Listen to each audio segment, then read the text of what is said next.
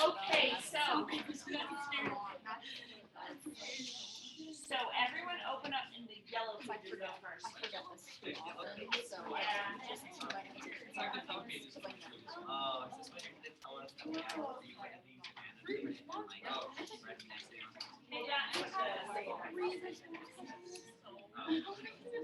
Okay. All right, so you're gonna open it up and it's kind of in the middle of the yellow pages. So I have a different prompt first. It's a Benjamin Banneker one and a bunch of sample essays. And then here's the Cesar Chavez prompt that you just did. So find this Cesar Chavez prompt. It's so familiar to me now. Yeah, I've memorized. Okay, so these essays, in 2015, we were using a different rubric for the AP Lang test. So it's out of 9 points instead of 6 points. And it wasn't, I'm going to show you the breakdown for the rubric a little bit more carefully, but it's not like you get 1 point for MP6, 3 points for evidence or anything like that. It was just sort of holistic. Is this a 9 essays? Is a 7 essays? It's a 4 essay? And it kind of tells you here what each would be, but you can kind of see how vague it is. For 8, it says effective. Essays earning a score of 8 effectively analyze the rhetorical choices Chavez makes to develop his argument about nonviolent resistance. They develop their analysis with evidence and explanations that are appropriate and convincing, referring to the passage explicitly or implicitly. The prose demonstrates a consistent ability to control a wide range of the elements of effective writing, but is not necessarily flawless. So an 8, they're basically saying an 8 is a good essay. And then if you look at a 2, inadequate. little success. And it says if you read through it, a 2 essay is not a good essay. And it's kind of just like the graders go through this process of normalizing their grades so that they know what a 4 essay would be sort of overall. And what they're looking to do is they want to reward you for what you do. So maybe you have one sentence that's like just really dumb. It's really badly written, you know? They're not necessarily taking points off for you writing that bad sentence. Instead, they're looking at all your good sentences and they're rewarding you points based on your good sentences. So it's kind of like a holistic, like this was a good essay type deal. So we're gonna look at the first one that's listed here. It's in cursive, so I'm gonna read it out loud to you. All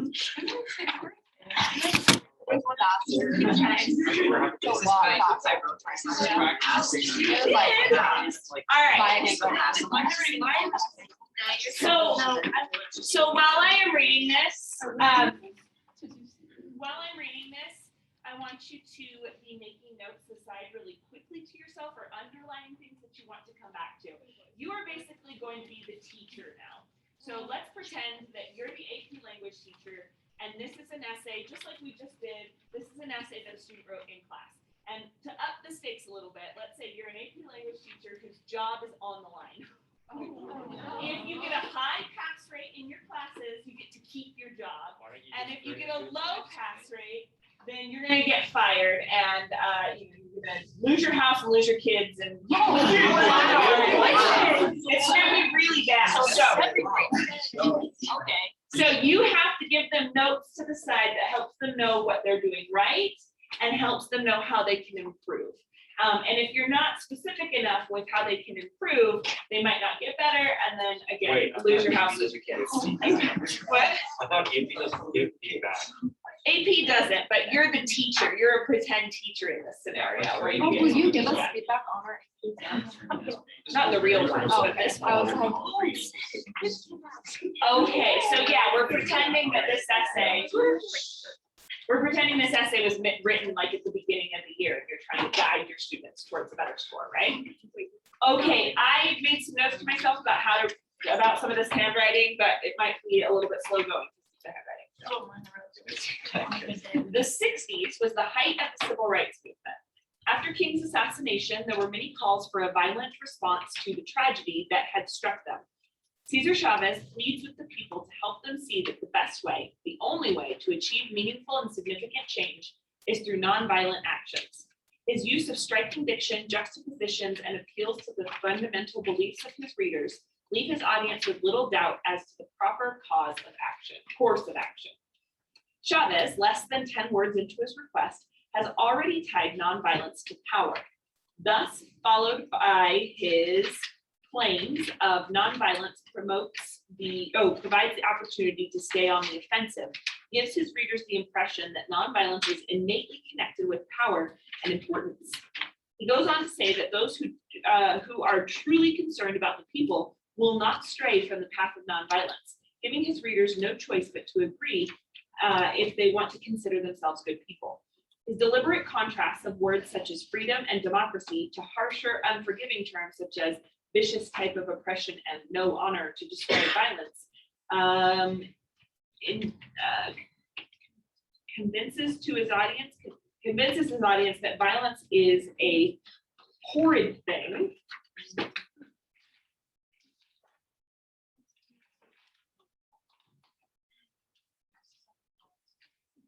Non-violence is a, I'm not really sure.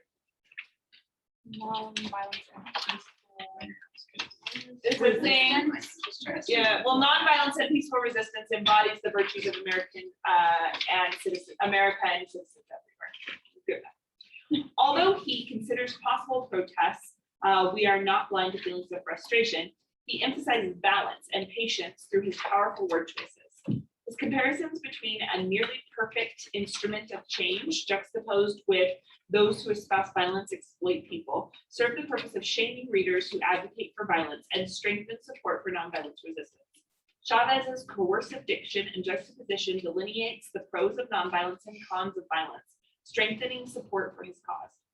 Chavez also juxtaposes the two movements while contrasting historical allusions to give more credibility to his argument, while portraying peaceful protest as a favorable, I can't read that word, to gain support. Maybe route, and they just spelled it wrong. I think it's in a favorable light. Oh, that's what it is. Protest in a favorable light to gain support. Thank you. Chavez uses Gandhi, a famous and highly respected advocate of nonviolence, to allude to the success peace can bring, since Gandhi managed to win India back from an empire. By directly following that example up with one of a violent movement where poor and helpless people are killed, he portrays the nonviolent movement as highly effective and successful. To further win the support of his readers, Chavez asserts that millions stand behind the cause of nonviolence, implying that nonviolence is more successful because they attract people's support as opposed to demoralization and death.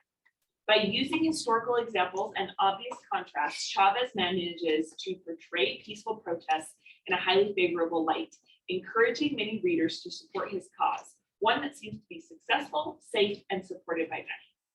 Chavez also makes full use of the morals of his readers when convincing them to gift them their support, Published in a religious magazine, Chavez's article appeals to a reader's sense of religious duty by invoking God.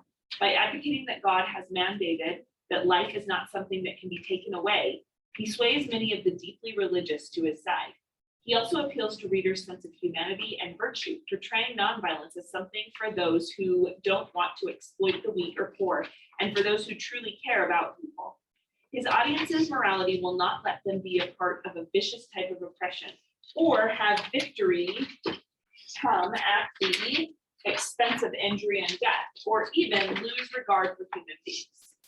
By depicting violence as deplorable and vile, he convinces those with even a shred of decency or humanity that nonviolence is the best and most moral way to bring change. Chavez not only uses powerful contrast and moving diction to portray his cause favorably, but also cleverly appeals to his audience's sense of decency and religion to leave them with the idea that nonviolence is the only truly successful and moral way to achieve their goals. But way more organized. Oh, yeah. the same kind of idea. So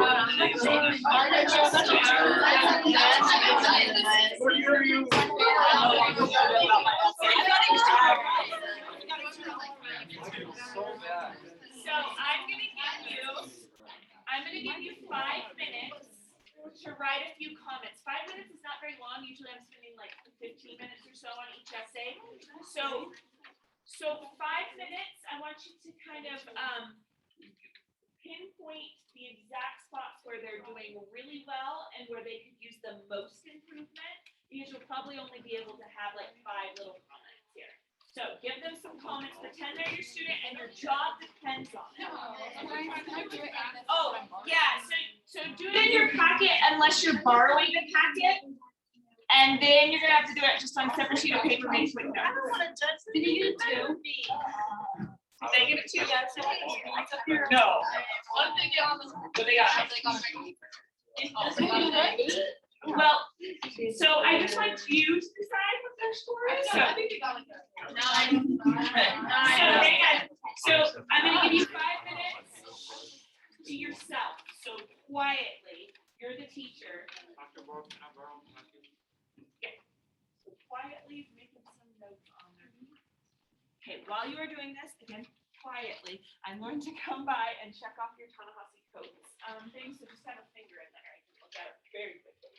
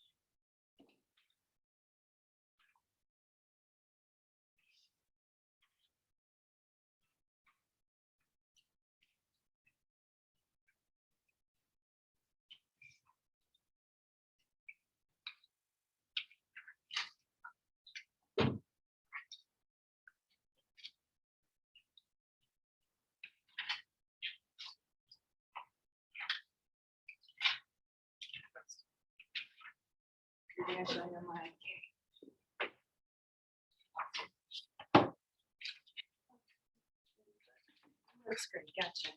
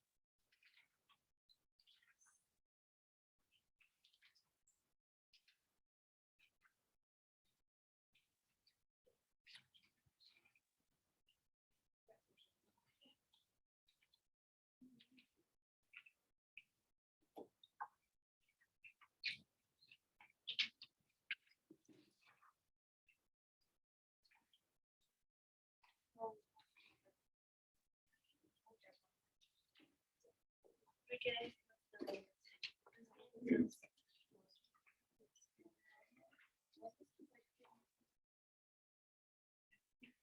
I know, I'm really right. I said it's good.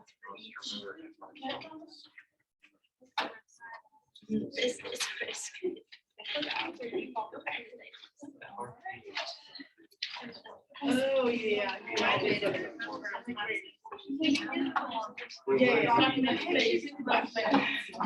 not gonna make it. So good.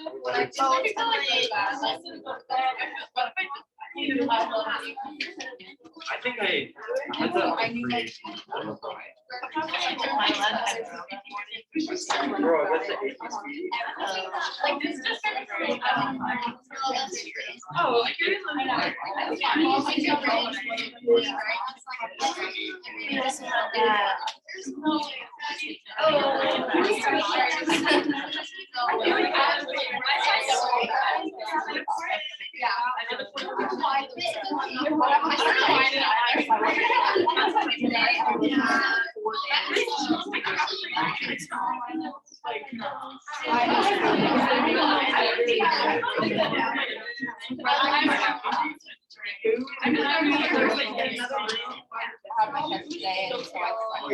Okay, I want you to talk in your groups for 1 minute about why this essay was a pretty strong essay, but what maybe it could do better. Okay. I don't want to judge. I just want them like live way better.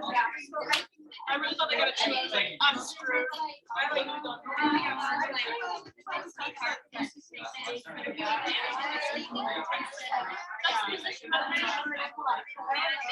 Like ask me how.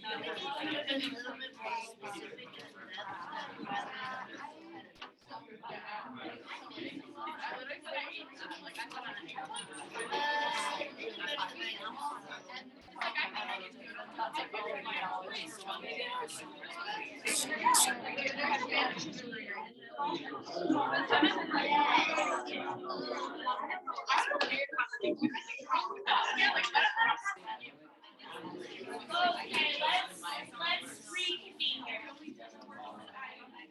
I think it's going to be most useful with the time that we have to look at the next essay. So look to the next one.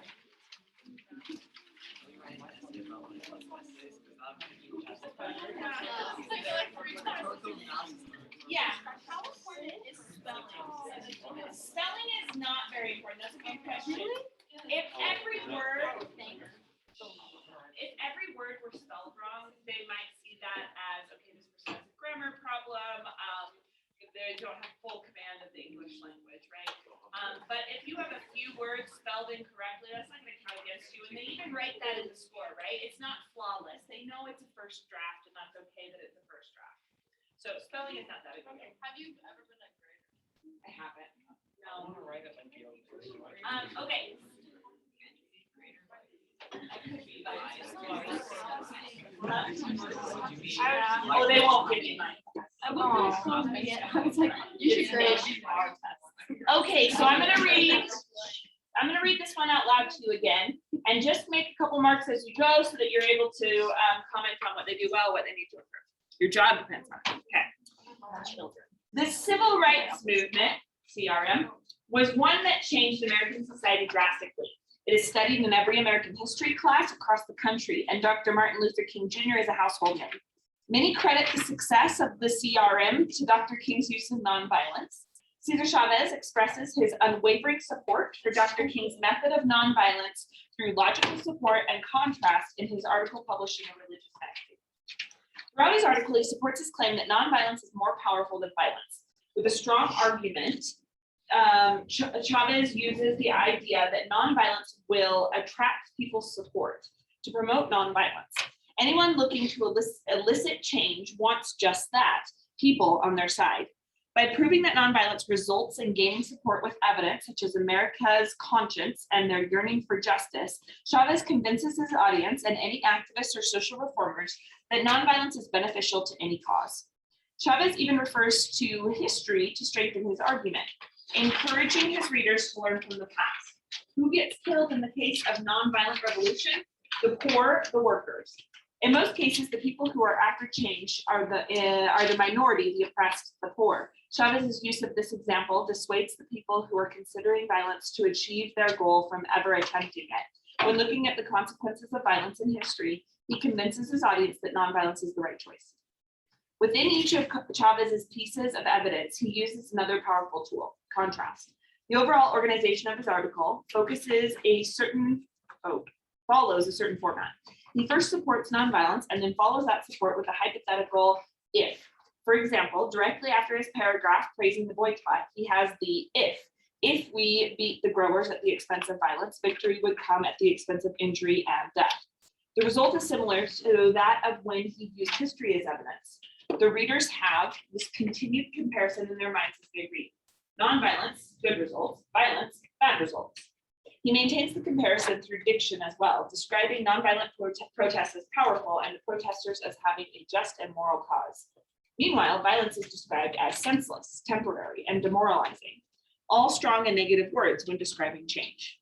No activist wants their effort to bring revolution and its results to be temporarily successful, which defeats the purpose of revolting, or senseless, which implies that there is no reason behind it. By perpetuating this constant contrast between nonviolence and violence and correlating the terms with successful and pointless, Chavez leads his readers to weigh the options and choose what he believes so strongly to be the right one, nonviolence.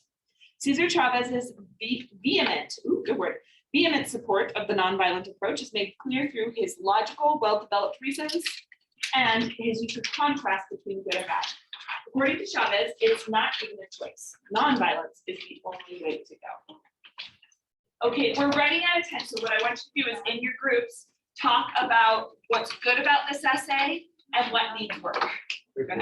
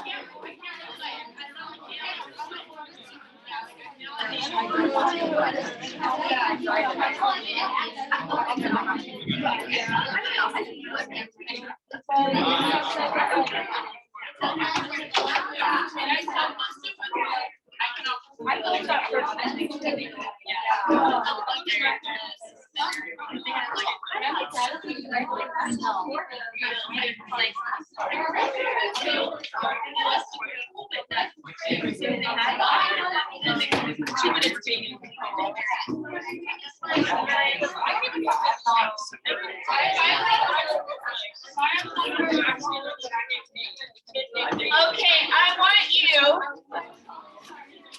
as a group, decide the two scores of this essay on the 9-point scale. So, let me just give you a little bit. A 9 is like so good. It's only a fraction of percent of kids that get a 9. So a 9 is like it blew them away. A 1 is like they drew on the paper, like maybe one sentence and then like a drawing. So it's somewhere in between there. It's not, yeah. Okay. So decide what the two scores are with your group. You got 30 seconds.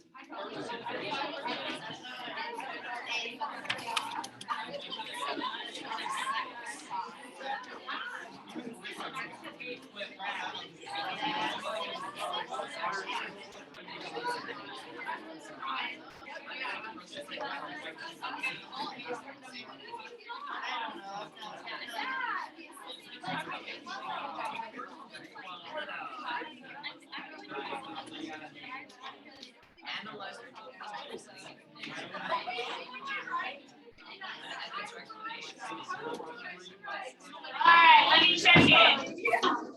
Did you decide on the scores? Yeah. Okay. Raise your hand in your groups. Raise your hand if you gave it the first essay a 9.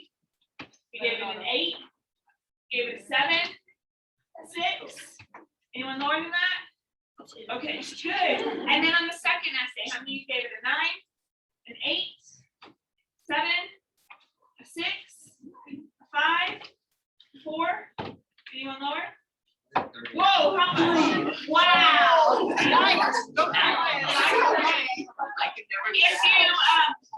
If you turn the pages, you can see what the actual scores were. The first one was an 8.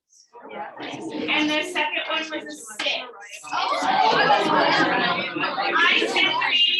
tend to be a little harsh. I try really hard to do it the same as them, but I probably would have done a 7 and a 5.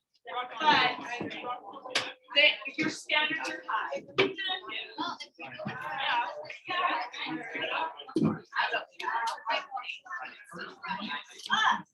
So if you were working from home for that, just show me the work you did in your packet when you gave the notes. You can take pictures of it.